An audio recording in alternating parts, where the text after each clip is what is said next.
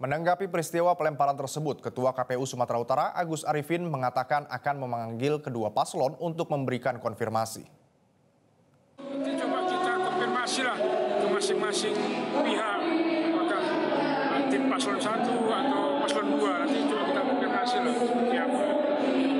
Ya itu nanti kita terapkan bersama lah, karena tindakan apa yang dilakukan terkait dengan misalnya ada potensi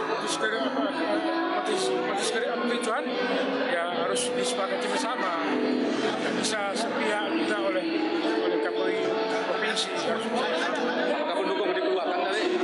Apakah pendukung akan dikeluarkan ketika ada kericuan? Ya itu juga tergantung usulan, kesepakatan juga. Jelajahi cara baru mendapatkan informasi. Download Metro TV Extend sekarang.